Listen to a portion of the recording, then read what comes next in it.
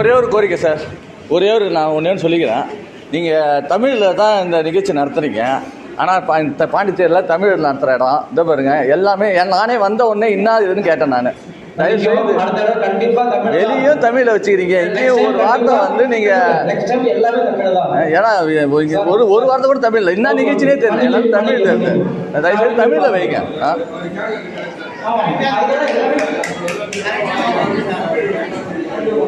தப்புதான், இனிமேல் கண்டிப்பா தமிழ் தான் சார். நன்றி.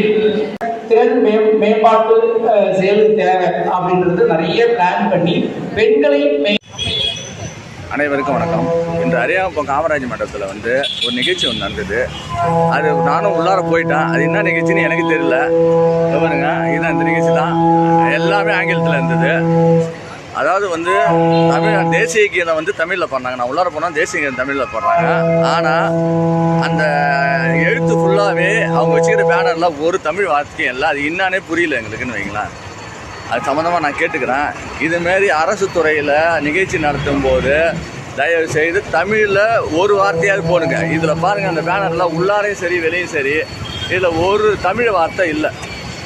நிகழ்ச்சி நடத்துறீங்க, அதில் என்னான்னு புரியும். அங்கே இருக்கிற எல்லாம் மகளிர் எல்லாரும் இங்கிலீஷ் தெரிஞ்சவங்களா சொல்லுங்கள் பார்ப்போம். ஒன்று ஹிந்தியில் இருக்க போடுறீங்க, இல்லை இங்கிலீஷில் போடுறீங்க. தமிழ் எங்கே போச்சு? தமிழை காணாமல். எங்களுக்கு தெரிஞ்ச மொழி தமிழ். அந்த தமிழே இல்லைன்னா அப்புறம் என்ன சொல்லுங்கள் பார்ப்போம். இதை யார் கவனிக்க? ஒரு அதிகாரி கூட கவனிக்கலைன்னா என்ன அர்த்தம்னு எனக்கு ஒன்றும் புரியல. அதை நான் கேள்வி கேட்டுக்கிறேன். இதுக்கு மேலே நடக்காதுன்னு சொல்லிக்கிறாங்க. அந்த பதிவு செய்கிறேன் பாருங்கள்.